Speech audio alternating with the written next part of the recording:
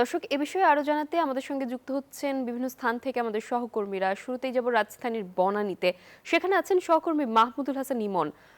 ইমন, টিকা ক্যাম্পেইনের সবশেষ কি তথ্য আছে আপনার কাছে জানাবেন আমাদেরকে। আমি বনানীতে আছি এবং বনানীতে সকালবেলায় টিকাদান কর্মসূচির উদ্বোধন করেছেন স্বাস্থ্য প্রতিমন্ত্রী এম এ মুহিত এবং সেখানে ঢাকা উত্তর সিটি কর্পোরেশনের প্রশাসকও ছিলেন। আমি যদি একটু আপনাকে দেখাতে চাই, এই পাশটাতে আসলে উদ্বোধন কর্মসূচি শেষ হওয়ার পরপরই আসলে পরপর বলতে না, একদম শুরু থেকেই সকাল থেকে আসলে এখানকার যারা স্থানীয়রা আছেন তারা তাদের শিশুদেরকে নিয়ে এখানে এসেছেন এবং টিকা কেন্দ্রের যে অপেক্ষাগার আছে বা যেখান থেকে রেজিস্ট্রেশন করতে হয়, যেখান থেকে টিকা নিতে হয়, তারা লাইন ধরে সেসব জায়গায় যাচ্ছেন এবং তাদের যে বাচ্চা আছে তাদের বাচ্চাদের বা তাদের শিশুদের সুরক্ষার জন্য টিকাদান বা টিকা প্রদান করছেন। স্বাস্থ্য প্রতিমন্ত্রী আমাদেরকে যেটা জানিয়েছেন যে আসলে টিকাদান কর্মসূচি, এই হাম রুবেলা টিকাদান যে ক্যাম্পেইন 2026 শুরু হয়েছে, এটি আসলে দেশব্যাপী শুরু হবে 20 তারিখ থেকে। আগামী 20 এপ্রিল থেকে এটি দেশব্যাপী শুরু হবে। আপাতত 4টি সিটি কর্পোরেশনে শুরু হয়েছে, ঢাকা উত্তর এবং দক্ষিণ এবং ময়মনসিংহ এবং বরিশালে। আরও যদি বলতে চাই, আসলে আমাদেরকে যেটা জানিয়েছেন স্বাস্থ্য কর্মকর্তারা এখানে ছিলেন যে আসলে সচেতনতা এমনভাবে তৈরি করতে হবে যাতে আপনি নিজের শিশুকে টিকা দিবেন এবং আশপাশের শিশুকেও টিকাদানে উদ্বুদ্ধ করতে হবে বা তাদের মায়েদেরকে উদ্বুদ্ধ করতে হবে। কারণ হচ্ছে যে এটি খুবই ছোঁয়াচে একটি রোগ, যার ফলে যদি কেউ টিকা দান কর্মসূচি থেকে বাদ পড়ে যায় বা টিকা না নিতে পারেন তাহলে এটি ছড়িয়ে যাওয়ার সম্ভাবনা আছে এবং খুবই দ্রুত আকারে এই হাম রোগটি ছড়িয়ে যায় বলে আমরা জানতে পেরেছি। ইতিমধ্যে আমরা এটাও জানতে পেরেছি যে বেশ কিছু শিশু দেশের মধ্যে মারা গিয়েছেন হাম আক্রান্ত বা হামের লক্ষণ নিয়ে, যেটা সংখ্যা প্রায় 125 বা তার আশেপাশে ছিল বলে আমরা জানতে পেরেছি। আরও এখানকার কয়েকজনের সাথে আমাদের কথা হয়েছে, তারা আসলে বেশ খুশি বা আমাদেরকে উৎফুল্লতা প্রকাশ করেছেন এবং বলেছেন যে আসলে তারা সরকারের এমন উদ্যোগে তারা খুশি। একই তথ্য জানাতে আমাদের সাথে আরেক সহকর্মী যুক্ত হচ্ছেন, সরাসরি চলে যাব তার কাছে।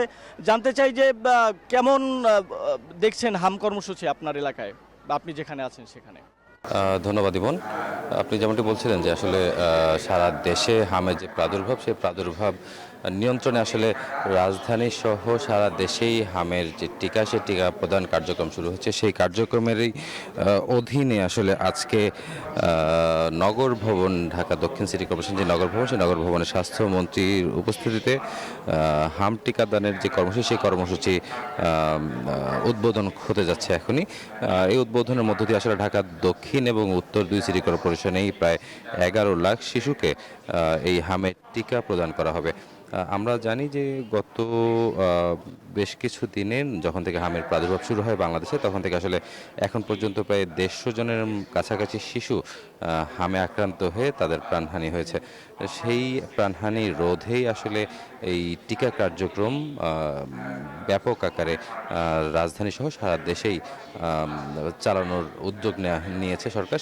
সেই উদ্যোগের একটি অংশ হিসেবে ঢাকাতে আজ হাম টিকা যে প্রদান হবে, সেই টিকার আনুষ্ঠানিক কার্যক্রম দ্বিতীয় ধাপে শুরু হতে যাচ্ছে।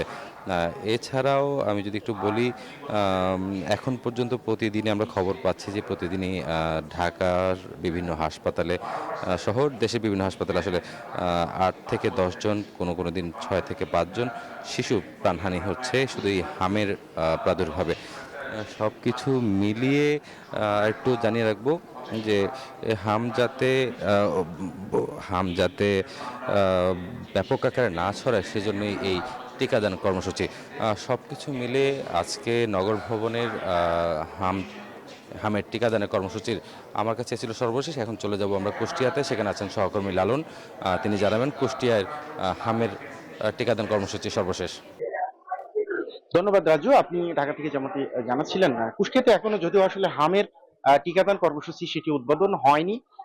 এর কারণ হিসেবে সিভিল সার্জন বলছেন যে কুষ্টিয়ার জন্য এখনো হামের যে টিকা সেটি বরাদ্দ হয়নি, যে কারণে তারা এখনো এটি শুরু করতে পারেনি। তবে আমি যদি একটু হামের আপডেট জানাই, কুষ্টিয়াতে কিন্তু হামের আক্রান্ত এবং উপসর্গ নিয়ে 500-র বেশি রোগী বিভিন্ন হাসপাতালে ভর্তি হয়েছে। এবং জেলা সিভিল সার্জন অফিস বলছে যে কুষ্টিয়া জেনারেল হাসপাতাল এবং কুষ্টিয়া মেডিকেল কলেজ হাসপাতাল, এই দুটি হাসপাতালকে দুটি ওয়ার্ডকে হাম ডেডিকেটেড ওয়ার্ড হিসাবে ইতিমধ্যেই ঘোষণা করা হয়েছে। পাশাপাশি আরো একটু ওয়ার্ড প্রস্তুত রাখা হয়েছে যাতে বাড়তি রোগীর চাপ সামাল দেওয়া সম্ভব হয়। এখন পর্যন্ত জেলাতে যেহেতু 500 থেকে বেশি হামের উপসর্গ এবং আক্রান্তের সংখ্যা মিলেছে, কুষ্টিয়াতে হাসপাতালে 165 জনের বেশি রোগী কিন্তু এখনো ভর্তি রয়েছে এই মুহূর্তে। পাশাপাশি সিভিল সার্জন অফিসের দেওয়া তথ্য মতে জেলায় প্রায় 8 জনের মৃত্যু হয়েছে। এই 8 জনই শিশু। এর মধ্যে 7 জন কুষ্টিয়া হাসপাতালগুলোতে চিকিৎসাধীন অবস্থায় মৃত্যুবরণ করেছে এবং একজন কুষ্টিয়া থেকে ঢাকাতে রেফার নিয়ে মৃত্যুবরণ করেছে।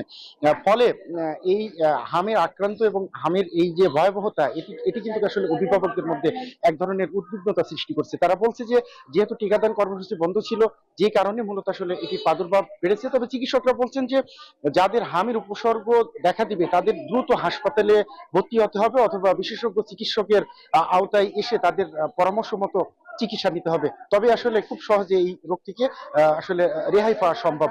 তো এই ছিল কুষ্টিয়া থেকে হামের উপসর্গ, লক্ষণ এবং চিকিৎসা নিয়ে সর্বশেষ। নাফিসা। লালন, ধন্যবাদ আপনাকে আমাদের সঙ্গে যুক্ত হবার জন্য।